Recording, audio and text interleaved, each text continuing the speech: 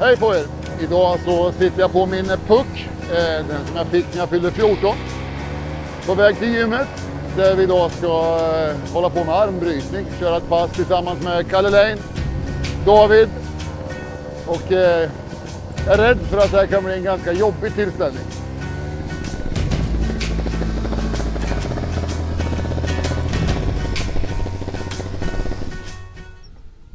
Jag står här och hänger lite vid vårt gamla heliga armbrytningsbord som Nisse Hult svetsade ihop sådär för 30 år sedan höll jag på att säga. Så det här har stått på gymmet i alla år och i många år så tränar man ju ganska hårt riktat för armbrytning och sen så vart det strongman för hela kalaset. Och nu så är vi tillbaks vid bordet, jag och brorsan men även min son då David, yngre gardet och Kalle Lane som är här idag. Så jag tänkte visa egentligen ett helt vanligt träningspass hur vi bär oss åt för att bli så starka vi kan bli på armbrytning.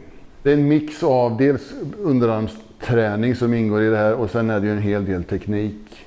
Men vi kommer egentligen hålla oss till basövningar idag. Armbrytning är hyfsat skadedrabbat. Ska du och jag börja lite David på att värma upp? Det är bicepsfästen och armbågsleden som ofta får mycket stryk och axlarna. Så det är klokt att börja lite lugnt egentligen. Bara jobba igenom de här grunddragen. Så om vi kör lite varannan så är det lugnt.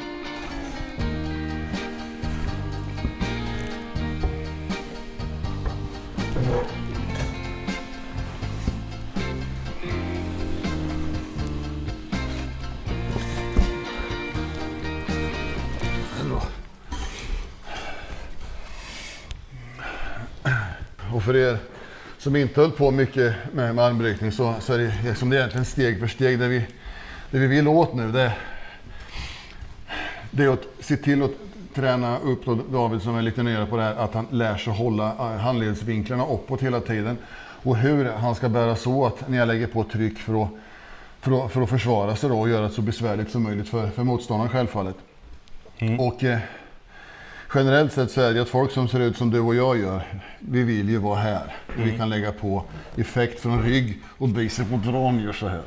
Det är inte så lätt för någon att hålla emot. Problemet är att alla vet det och gör allt vad de kan för att det inte ska ske så. De kommer lägga på så mycket tryck det bara går häråt så att den som ska in i hook aldrig kommer in och får försöka slå sig in. Och slår du dig in i hook och missar så har du ju nästan brutit ner det själv för det blir nästan som att skjuta. Ja. Så vi försöker träna på att hålla det här uppe. Annars är det precis egentligen som vi gjorde först när du tränat. Om du viker lite först bara så jag kommer över. Så att när jag får över honom här så ligger en del av kraften däråt. Men väldigt mycket ligger uppe här på. Och sen härifrån så drar jag egentligen, öppnar honom nerifrån och upp. Härifrån och sen så viker man över kroppen.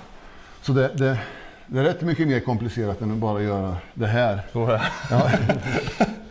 Och sen för oss som har varit på gymmen i så många år så är man ofta lite skör i axlarna i rotatorn så där så det är nästan bättre att låta underarmarna göra jobbet och sen hålla. Så, och när du kommer över som du känner och det är så du ska göra på motståndaren. När du kommer över och är här så som vi är här så visst, jag skulle kunna göra flera saker men det absolut effektivaste sättet för att göra det besvärligt nu det är att lägga ut ett hårt tryck här. Så liksom, som man låser där. Och sen drar man sakta men säkert upp handleden. Så man hela tiden än en gång, alla tänker höger, vänster. Men det är väldigt mycket ta handled för varandra. Vilket är besvärligt då om man har typ svenska mästaren i greppstyrka här och David hänger i alla fall på. Så alla är riktigt starka i handled. Sen är det ju lite skillnaden då på grepp så och på handled. Du är ju stark i alltihop. Jag var nog egentligen mest stark i nyperna så när man tränar massor. Och en hel del armbrytare är egentligen mest stark i att kunna hålla med handledsvinklarna. Men om vi kör lite grann precis som vi gjorde där från början. Och greppet, vi passar på att tala om för de som tittar. Det måste vara så att bägge de här syns. Så om du stänger så Om inte de här båda syns så kan jag, så här skulle jag kunna säga att det här är inte okej. Då måste domaren ta ner oss. Och då om du blir tvungen att ta ner så tar du ner handen så. Alltså du tar inte ner så genom att vika ner handleden utan du sänker greppet istället. Så du aldrig någonsin ger bort handleden.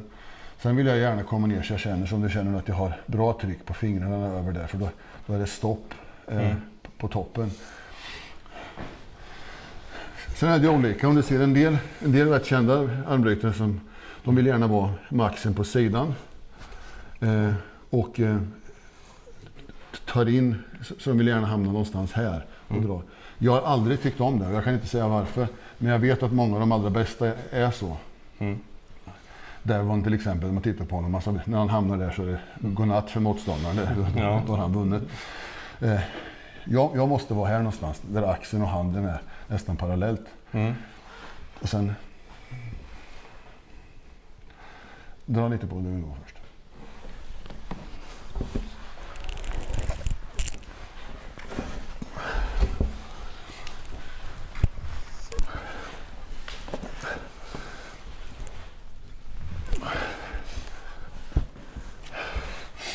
Vi körde ett ganska stadigt pass igår vi tre på gymmet. Man känner sig ganska om att gå i handlederna. Lite bättre.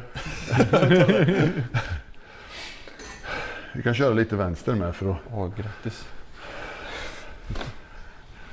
För den körde vi inte så hårt igår. Nej, men den är trasig. Ja, just det är dumt att vi precis opererar han igen. Det är inte så stark. Det kan jag känna. Så jag kan köra lite. Det här står glow. Vilken tass. Vi tar den där. Jävla stora händer faktiskt. Så det jag skulle vilja att du gör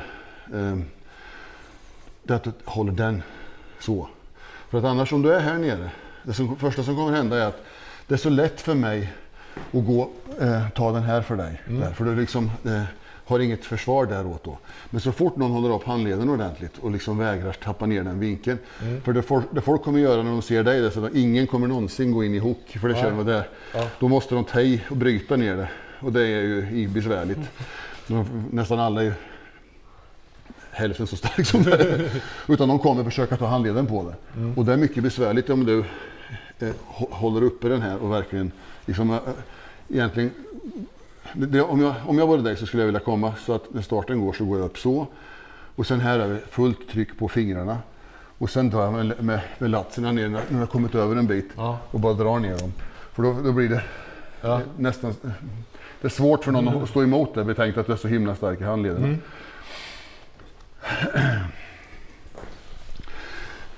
Men som förr när man bröt an, då gick man ju fram och upp. Så. Och sen drar man ner. Och när du går på i sidled, om du bryter på lite grann, så därifrån, så istället för att följa med ner, så du kommer en bit ner, så drar man upp. Så att man tar upp handleden. Kör lite du David. Tack, kolla. Och nu vill jag inte att ni tar i något speciellt. Nej. För att lagom. Ni är alldeles för starka för att börja ta i på varandra.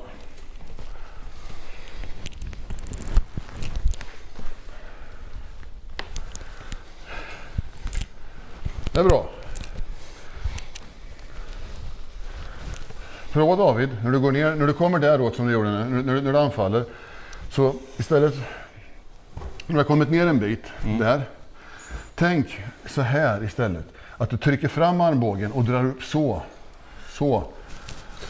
Så att du inte går ifrån och öppnar någonting. Utan hela tiden försöka nästan från start trycka fram armbågen. Som en skottköl. Så att du så här försöker gräva underifrån. Och sen när du har väl fått in handleden, visst då kan man ju rycka ner lite. Men att du aldrig... blir så. Nej. Vilket det lätt blir. För en som inte är så jättefara. Jag kör nu.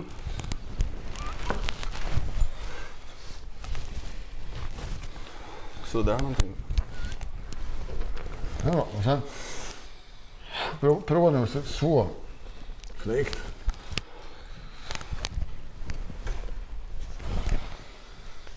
Just det, jag ska inte gå så. Jag Nej, det gör du sen. Det lättaste sättet att lära någon, det är om jag liksom coachar dig nu mot Kalle. Då ta grepp så är allting som vanligt. Och sen när starten går så bara böj knäna egentligen. Okay. För då blir det lite automatiskt så. Om det står så där med ett neutralt grepp och sen när starten går så bara sjunker du ner under bordet. Inte med bak med armbågen utan fram med den och sen sjunker under bordet. Så. Det är ett helvete att hålla emot det. Om man är så stark som man inte viker handleden för det tar stopp då. Så. Ja. Då blir det. Fast armbågen ska fram när du går ner. Ja, det är... Jag kör. Nu har ni båda väldigt snälla grepp och det är bra. Men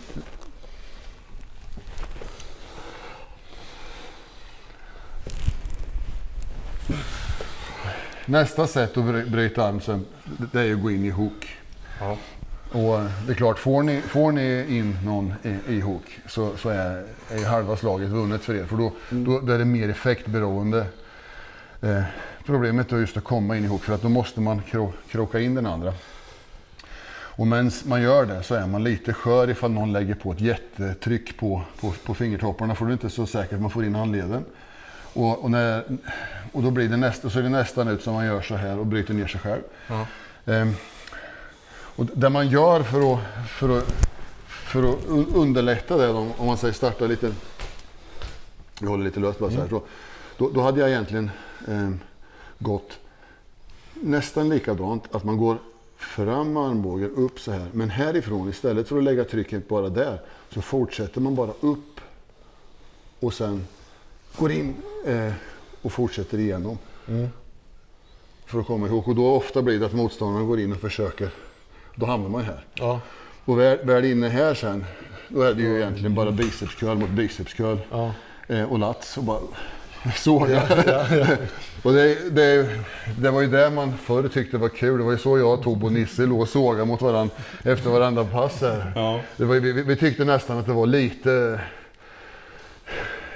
girly att köra på toppen. Utan vi har alltid tyckt det är kul att vara stark.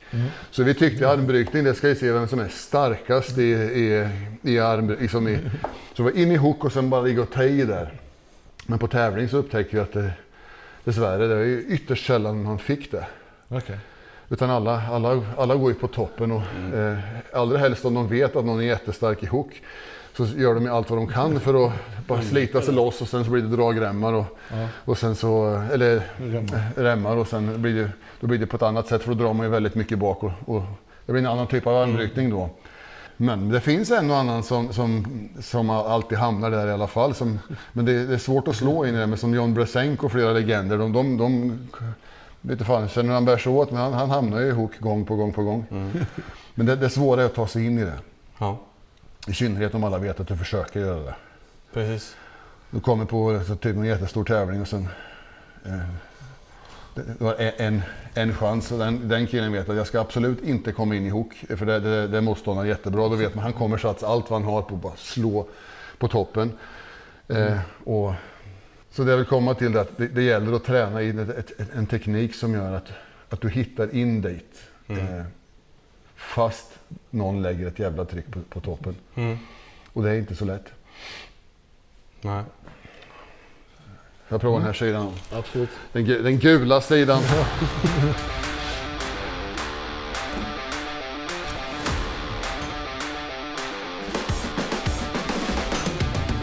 Tröstlöst. Alla har händer som dasslock på det här företaget.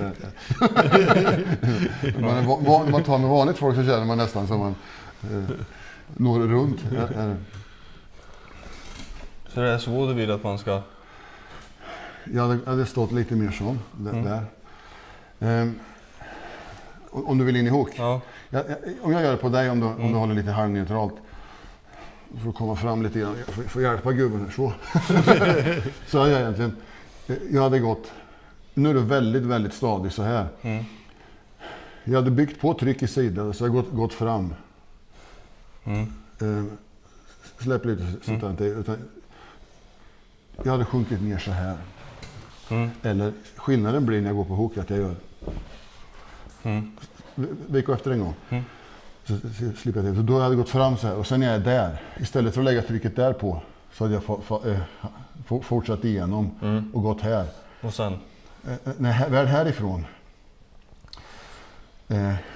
så viker jag upp så jag får ett visst tryck på dina på fingrarna här och härifrån så bara drar jag ner. Och det för mig där om jag hamnar i det här läget. Går jag in i hook härifrån då bara fortsätter jag in här. Och härifrån när du väl är där då är det att hålla om 2 stycken går in i hookdummarna. Den som leder nu är du.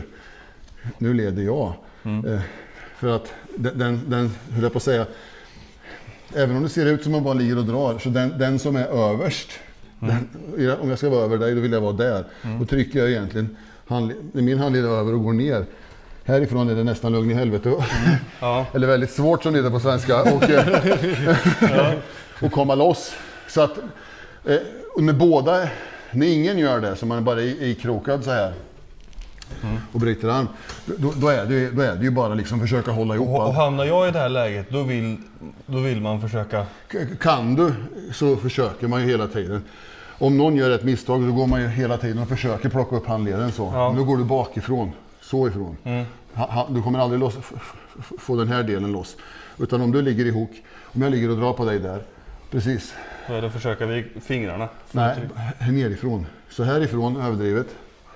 Härifrån så ska du gå så. Så när jag ligger här och hookar så precis så du bryter upp. För då kan du ha någon som ligger hela vägen ner hit. Tar dig bra i hook. Släpp efter en gång. Så jag är här. Härifrån så är det nästan tröstlöst. Antingen så går du in mer i hook där. Och sen så drar du med ryggen och allting och försöker öppna mig. Och trycker över mig på den sidan. Alternativ 2, om det är där. Det är ju bara att du skjuter upp. Så. Och där känner man, om man har hållit på ett tag, om den andra är stark eller inte. För då börjar man säga om man känner att det viker sig, det är bara att fortsätta. Känner man att det är tvärstumt, okej, då är vi akta för att det blir ändå så att man öppnar sig lite grann. Det finns ett plus och minus på allting och det finns ett motdrag från den andra att göra. Men i grund och botten så är det ändå, för alla säger att det är mer teknik än styrka och så här. Nej, det är det inte. Det är väldigt mycket teknik, men det hjälper inte om du har teknik om du inte är stark. Men är du stark och sen har tekniken. Och bästa sättet för er som är intresserade av armbrytning, det är egentligen att ha ett armbrytningsbord på gymmet. Och sen när man har kört sitt vanliga pass, som är man ett par tre grabbar som gör som vi gör nu, står och roterar och bryter arm. För det är så mycket annat här. Även om man tränar alla muskler specifikt så är det först när man gör det man ska använda det till som det knyts ihop på något vis. Och man får, bara på det här lilla vi har kört nu så är man rätt så varm och gå i underarmarna och man märker också var bristerna sitter. Känner mycket bicep bra. Konstigt, vi körde jättebiceppass igår. Vi bara kör varannan så här. Först så kör vi vanligt. Bara så här.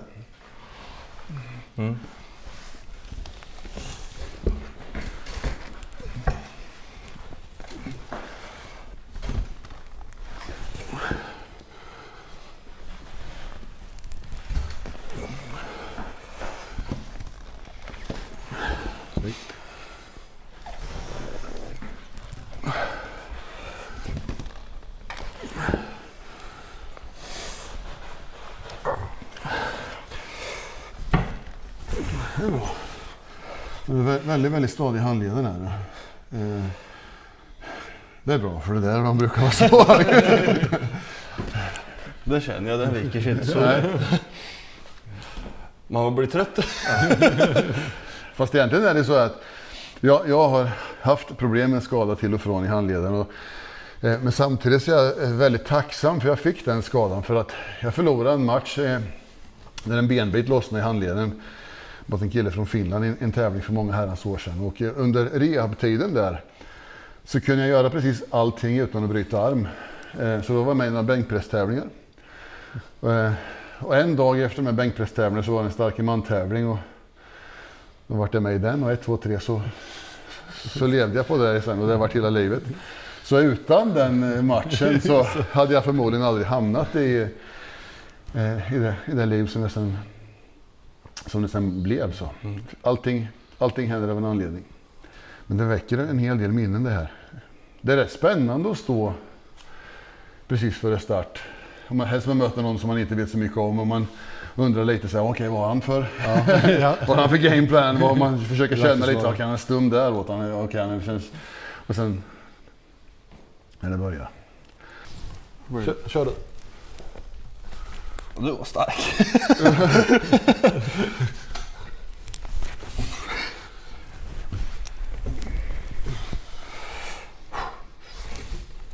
Men ni är båda så starka så det finns ingen anledning att bryta sönder er för ni kommer få brutal träningsverk i bicepsfesten och sånt första gången.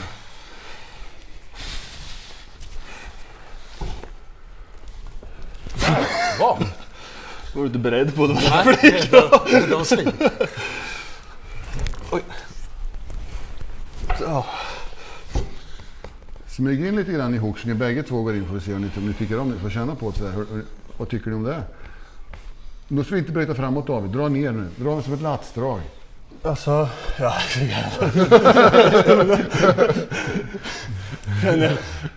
Jag har inte mycket att göra. Det händer inget. Ja, när jag och brorsan tränade armbrytning för det var ungefär som när vi spelade bordtennis där. Det gick inte ut på att vinna bollen, det gick ut på att slå så alla bara så här, får han bara backa så var det fast i hook alla bara så. Säg järnet. Ja, men då blir det alltså ska hook blir tack, jag fick jag kolla lite. Jag är inte så liten. Nej, hook blir egentligen att då hade jag hamnat här. Egentligen så tar man lite lägre grepp och sen så vill man ner här. Det här är egentligen ganska bra för oss båda. Ner på handleden liksom. Ja, och sen härifrån så blir det mer som dra så här. Så är man stark som du är, då, här finns inte så mycket escape. Visst, man kan ju prova handleden, men i praktiken, om du krokar åt ordentligt och sen liksom kämpar på och dra här. Enda försvaret egentligen, det är för mig att göra likadant. Ja, okay. Ja. Det är då man får de här långa goa matcherna. Ja. Man liksom det står och skakar till slut och sen så börjar man ju såga ner. För det är ett sätt att liksom man går fram, hämtar och sen så drar man ner bak på kudden här. Så fram igen och så ner igen. Så håller man.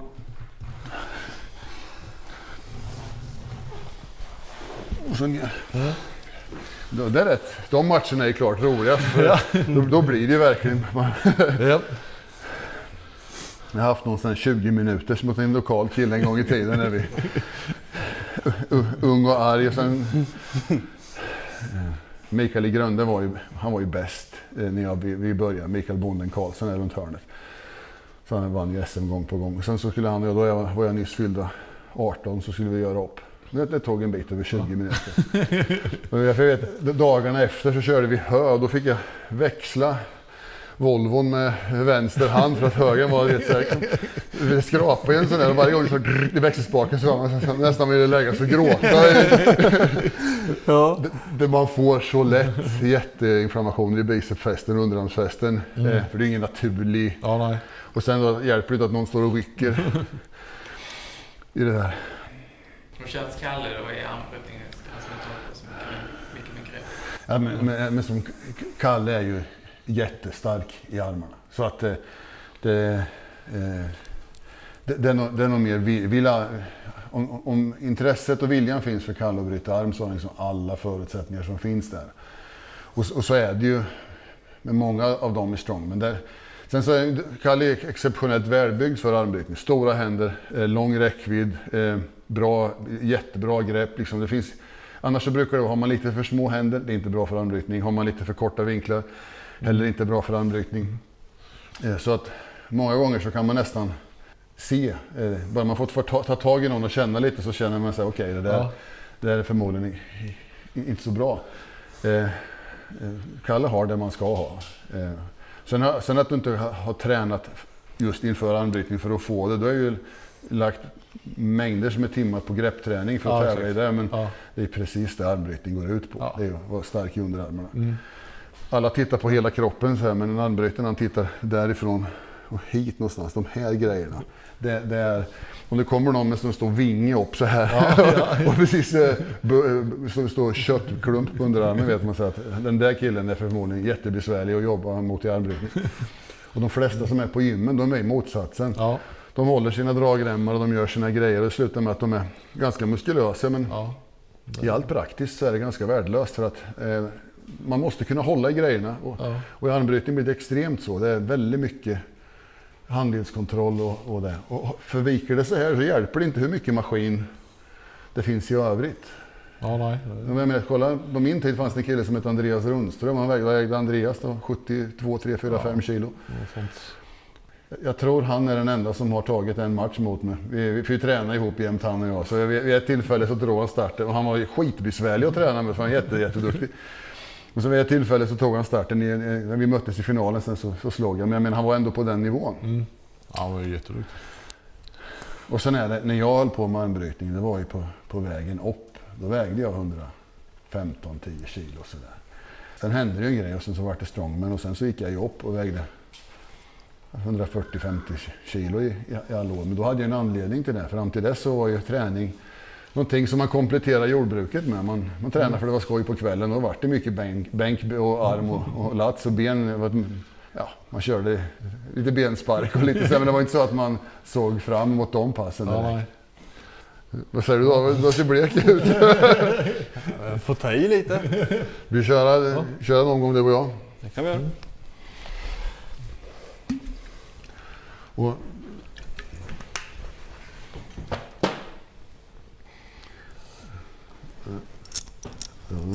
sjukt stark så här åt. Så. Ja. Alltså, om man är så stark som du är där så finns det ett sätt till som är ganska effektivt, men det kräver att du är lite för stark i handleden. Och det är att göra som man inte ska göra, men det är egentligen i starten att bara vika rätt över så. Och sen bara dyka ner. Nej, så. Så över. Och sen därifrån, hela dig bara. Så man egentligen bara gör så här.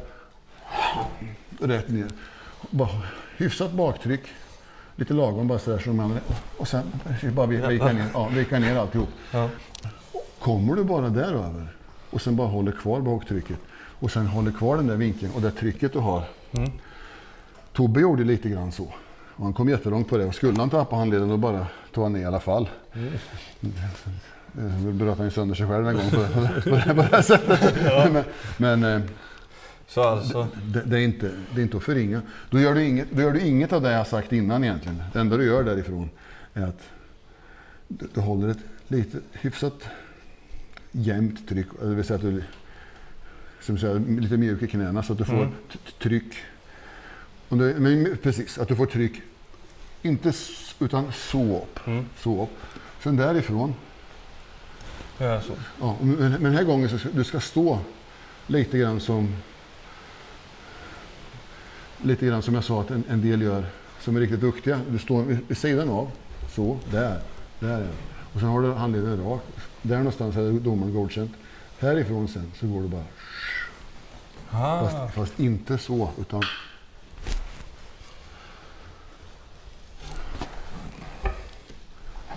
så i slow motion där, om det är där du trycker fram så du får tryck där, så. Och sen är starten inte neråt, utan du håller den så och så bara viker över handleden. Alltså ner. Det kräver. För då blir det nämligen så att en sån som jag då, jag hade i det läget när det går bara rätt igenom. Då hade jag ju försökt gå på handleden, men om det då inte viker sig på dig. För det är det gör på nästan alla när de försöker göra så. Så fort du liksom går på där och någon andra bara tar det där så är det ju stopp. Men kommer man bara över där så har du en väldigt kraftig i sidled så. Ja. Du liksom är helt kompakt. Jag körde så här, inofficiellt världsmästerskap i tider som i grepp igår här sent på kvällen. Vi känner av det kanske. Vi arbetar Tror jag väl du känner det, va? Jajamensan, tyvärr. Jag måste erkänna det. Ja. Jag har känt hela armen härifrån och ner. Det är rätt lätt att få det stumt idag. Fingrarna då? Ja, det är inte så farligt. Nej, det är bra. Men det är ju min erfarenhet av att, för vi tränar ju grepp och allting med inriktning för armbrytning och sen så hamnar man i strongman och då upptäckte jag att allt jag hade gjort där var ju som klippt och skuret för Farmers Walk och Hercules Hold och allting. Men jag tror att greppträning hjälper även bicep och allting. Ja, det var du stark i. Ja, men Jag gillar när du berättar upp med handleden istället för att hålla den där. Det är en game changer. Det är som natt och dag liksom. Ja.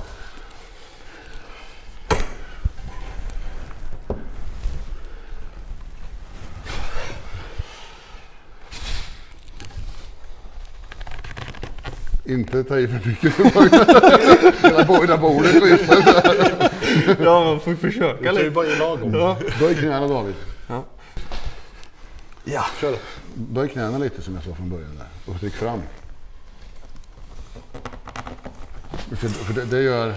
Då hamnar du på överst.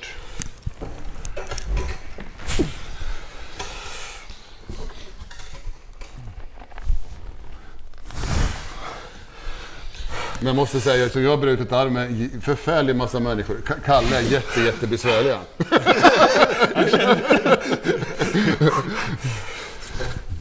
Snyggt. Inte öppna David, inte aldrig ifrån. Det börjar bli slut nu. Ja, det finns inte mycket Man mer har en att ta. förfärlig effekt när han blir trött har han. Väldigt, Sen väldigt. finns det inget. Det vi ska träna på dig, jag tänkte, ambitionen är ju att försöka åka till USA någon gång under våren och försöka träffa de stora grabbarna och se vad som händer där. Träna lite ihop och sådär. Och lära dig David att hålla vinklarna. För du har en jättebra effekt och allting, men när det inte går som du vill så att du fortfarande håller ihop allting. Så för det räcker med att göra en eller två rörelser som du gjorde nu precis på slutet åt fel håll bara för att känna. För då om det inte svarar, då har du nästan öppnat sig själv och sen så är det adjö. Och de här riktigt bra grabbarna, de är superduktiga på att hålla sig liksom, ger inte bort någonting. Nej. Utan de håller vinklar och sen rätt vad det är så är de överst. Så det blir lite grann som att röra sig i kvicksand. Att man måste hålla, för så fort annars man bara planlöst håller på och rycker och drar så kommer det sluta med att man tappar handleden efter en stund. Jag känner det, man skulle hålla emot lite på slutet för att testa. Det gjorde som man stumnade upp rätt bra. Ja, det gör det. Jag såg till det. Ja. Samtidigt så är det inte, det vi gör här är inte helt representativt för att både du och Kalle har oproportionerligt för stora händer och jättebra grepp. Så det man egentligen tränar folk i, det är att anfalla precis det ni är som bäst i. Så, och det är ju rätt meningslöst när man har liksom två där det är tvärstumt åt det hållet. Det går ju åt jäkla massa kraft. Utan då försöker man ju egentligen man försöker ju egentligen ta hela handen. Om du hade varit lite svagare så här, då hade man ju försökt säga så här, du ska gå fram så här. Och sen när man är här, så hålla trycket på fingrarna och sen bara dra till man har vunnit. Men det är väldigt mycket besvärligare när någon är tvärstum med allting och du inte kommer in här. Så. Men annars är det så de generellt sett gör, att man går i slow motion så att du går fram och sen tryck på handen och sen härifrån bara viker allting. Och skulle man hamna in här, då är det som sagt du ihop och sen bara såga ner, trycka ner eller gå fram ner så här. Men jag helst tycker om att dra ner så här. Men det är svårt att visa det här på de här två, för de är jättestumma i handleder och det. Men annars är det där man anfaller folk. Ja. På handleden och försöker ta handen så de hamnar ner här. Svårt att visa på kameran, för det är ganska små Ja, det är väldigt små Det är mer vinklar. en känsla än Bara det med handledningen, om jag står så eller så, det syns ju. Ja, och det är ändå typ det som syns bäst på kameran, om jag håller så eller så. Ja, men det blir en jädra skillnad om man där kan är hålla mycket, det. Ja, det är väldigt mycket bättre. Så, om vi visar på Kalle precis, de här två sakerna är liksom supervitalt. Nästa är ju, om Kalle håller handen precis så och sen kommer det över det. Och sen är han noga med att han verkligen inte ger bort någon vinkel här, utan han är precis rak här och håller upp det här. Alltså vinkel... Den här vinkeln här. Så att han inte ligger det minsta lilla bak, utan han verkligen bråkar med domaren till han får vara spikrak. Och sen därifrån då, med de här vinklarna uppe, lite grann använder kudden som ett håll, medan han trycker mjuk i benen så att han nästan kraften går rätt upp i ungefär som man skulle hålla en hantel här. Så, och det lättaste sättet att lyfta den, det är ju bara att böja kroppen så här istället för att lyfta häråt. För det blir en helt annan sak. Vi vill ju genom att göra den här rörelsen, att du böjer ner benen, så viker man motståndarens handled. Om jag bara inte gör någonting mer än att bara släpper det, så blir det blir ändå mycket. Så många gånger, om man inte var så erfaren själv, då stod man ju bara så här, sen det startade gick, det enda man gjorde var bara... För då har man... Då är din handled rykt. Ja. det är det som händer. Men visst, de två sakerna först. Och sen därifrån så kommer de att tjata om mitten över bordet. Och sen när de känner en sån som Kalle, då får de ju panik och börjar säga att han är hög nu och gör allt som motståndaren hatar att han gör. Då kommer de göra så här, att de tar ner sitt eget. Kalle behåller sina vinklar och så säger de så här, han är för hög, vi ser inte våra... Och då kommer domaren ta neråt. Men då ska Kalle egentligen bara hålla kvar allting som man gör och sen bara flytta ner på min tumme. Så den syns. Men han ger inte bort någon vinkel. Nu hux flux är det helt lagligt. Det som nyss var helt olagligt är fullt. För halva armbrytningsmatchen är här medan vi sätter greppet. För sen när man väl... Nu har vi faktiskt båda ett lysande bra grepp. Så härifrån så skulle både du och jag kunna prestera bra, men många gånger förlorar man matchen här. Får man inte starta, för alla på elitnivå är så himla duktiga, så att får en fördel av att starta bättre än den andra, så är det superbesvärligt. Och det som sen ofta händer då, om jag ska möta Kalle och jag vet att jag har ingen egentligen chans mot Kalle, han är starkare än mig och så vidare, då hade jag försökt, när starten går, då hade jag försökt att bara dra en jättesmäll på starten och försökt hamna här, och sen förmodligen hade han glidit isär. Och det är ett halvhjärtat försök att vinna, men ett helhjärtat försök för att få dragremmar, eller för att få remmar. För med remmar sen, när de binder ihop oss, då blir det lite andra förutsättningar, för då är ju fästpunkterna ungefär här nere. Och det här som drar, så genom att dra häråt så blir det tryck här i. Och då kan du bryta matchen på ett annat sätt, och då får du många av de här goa matcherna när någon tar ner. Och istället för att egentligen bryta i sidled så drar du bara bak. Då har du den punkten och de här två som håller ihop allt. Och det blir svårt att förklara, men det blir en helt annan match gör det. Så då kan en person som inte klarar av någon i första läget hux flux vara ganska konkurrenskraftig, för då kanske hans handleder håller. Jag gillar det här. För då håller man bara fingrarna och sen bara dra underifrån. Och sen är det bara kämpa på. Ja. Så det är jättemassa sådana här förutsättningar i armbrytning som inte någon ser, men som är jätteviktiga. Det vi fastnade för, som man tyckte var roligt efter att ha sett filmen Over the Top förstås, som alla andra, så skulle man börja bryta. Det var just de här hook-matcherna, det tyckte man var kul. Ja. Helst på träning. Och det var nästan så här, för motvilligt var i kampen som var rolig, så då kanske jag hade lite lätt för det där, så då körde man så mycket till man var trött. Rätt vad det så var alla ungefär lika dåligt. När alla är slut, då kunde jag och Tobbe och Nissen så ha värsta duellerna. Och det var inte skaderisken så himla hög heller. När batteriet är slut. Ja, det var faktiskt himla skoj. Så på något vis är det ganska kul att vara tillbaks vid bordet. Det finns, och sakta men säkert kommer man ihåg mer och mer av teknik, och det blir mer och mer tydligt vad man måste lägga tonvikt på gymmet för att vad jag inte har gjort på slutet. I starten så ska du bara se till att ta de vinklar du vill ha. En del går ju på knockout, så här, det finns olika, men jag tror för min egen del så försöker jag bara ta så jag får de vinklar jag vill ha. Sen därifrån bara hålla det. Och sen börja smyga på åt mitt håll, för då blir det nästan så att vad den andra än gör så blir det lite bättre för mig. För så länge jag bara lyfter upp så får jag mer och mer av hans handled, mer och mer över på min sida. Om du ställer det, David. Jag har inte mycket styrka kvar kan jag säga. Ja, men det är jättebra. Jag inte ta så mycket. Vi kör bara precis som vi gjorde på början, så varannan gång. Nu är handleden hel igen. Så. Och så går det på lite grann där. Så här, nu. Härifrån om jag skulle dra.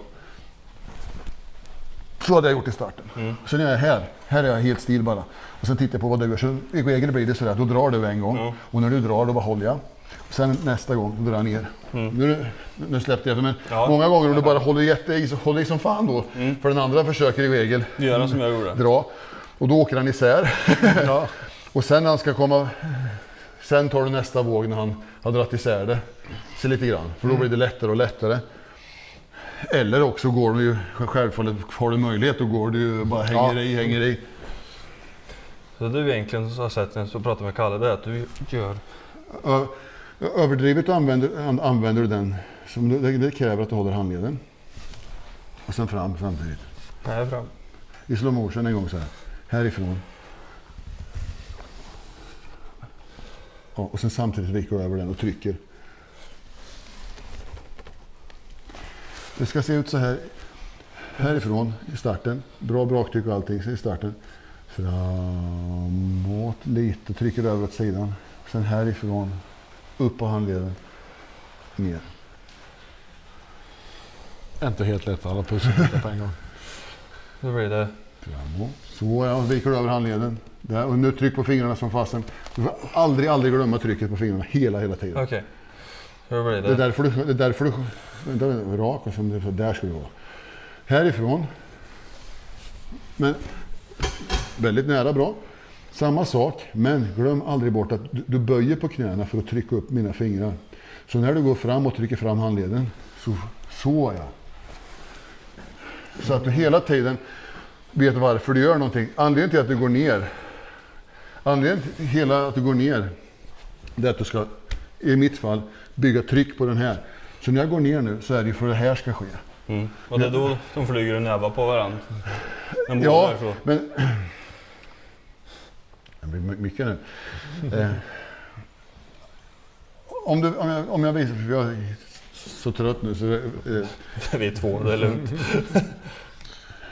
Du håller allt rakt och håller de här vinklarna. Det här är grundförutsättningen.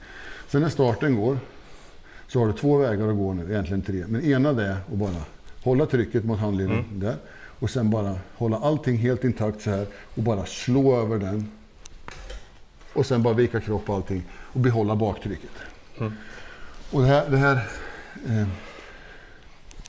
det kan vara hyfsat effektivt om du är så stark i handleden som du är. Men för de allra flesta människor så får de göra så att de gör någonting mitt emellan. De vill antingen gå i topp eller ihop med starten är likadant. Du går fram, trycker fram armbågen, upp så. Vänta. Härifrån. Om möjligt. Gå fram. Ja. Härifrån om möjligt nu. Så håller du hårt tryck på mina fingrar. Inte bakåt, framåt. Och här väljer du. Antingen så går du på in så här och krokar mig ihop och bara drar allting däråt. Så. Eller som är effektivast när det är därifrån. Så viker du över handleden och drar bakåt därifrån. Men inte separat. Nu använder du armen som en enhet och kroppen som en annan. Men du håller det här ihop och så gör du allting med kroppen. Ja. Så. Men du ser, det är bara detaljer. Men alla verktyg har du så liksom räcker och blir över för det. För det är inte effekten utan det är bara att vi ska lära oss det. Nu har han ju ett ganska besvärligt träningssällskap. David, Kalle Lein, mig eller också brorsan som inte heller är jättesmidig att bryta armen. Ni ser vi kan kanske ha med Joel någon gång. Ja. Det är också en kille, han har händer som dasslock. Det är också rätt. Passa in i gänget alltså. Ja, han är duktig. Och än en gång, det här ska man börja med lugnt och fint. Nu kommer ju Tobbe. Inte så social. Ja, men inte leka med oss. Att man börjar med här lite lugnt och lagom, för det är ett bra sätt att få skitont i bicepstesterna. Ja. Vi körde ett rejält pass för några veckor sedan, jag och David. Och så var det på arbetningsklubb också efter det. Det var ett sjukhusbesök efteråt. Ja, det var väl lite, det var ju precis när man började träna. Och sen åkte jag dit och sen tyckte de det var lite kul att jag kom. Och sen skulle de alla skulle visa lite vad de gick för. Jag bara stod egentligen och höll emot. Och det blev rätt jobbigt efter en tid. Och bara stå och gros. Ja, det var så här. Fan vad stark. Ja, men det var så, bara jag höll dem så kunde de inte få kul med. Men det var så fort jag som inte kunde Men någonting. det var ju liksom SM-eliten och körde. Ja, det var det. Han har vunnit det. Nu senast i år. Han har ju det. I sin viktklass. Så. Nej, men vi får väl... om vi tar ett call till dig på just armbrytning nu och sen fortsätter vi nästa pass. Det tycker jag. Låter som en väldigt bra idé. Japp. Det här är en Puck Monza, den sista årsmodellen Puck sålde innan de la ner. Den fick jag när jag fyllde 14. Det som är lite spännande och kul med den här då, det som är en fyrväxlade Puck. Alla andra var ju 3, men sista årsmodellen så hade de 4 växlar. Helt orört, så när som på att det råkar sitta en 60 kubik cylinder, en 17 mm bing och de här standardgrejerna som man hade när man var lite yngre. Så den här tjänstgör som alternativ cykel här på gården. När konditionen och viljan tryter. Tillförlitlig sak. Brudmagneten. Jag var den typen av människa som jobbar jämt, och när jag inte jobbar så tränar jag eller skruvar på saker i rätt många år av livet. Det var väldigt mycket mopeder. Och sen så var det EPA-traktorer, körde en Scania lastbil som EPA, och sen började man med bilar, gängbilar.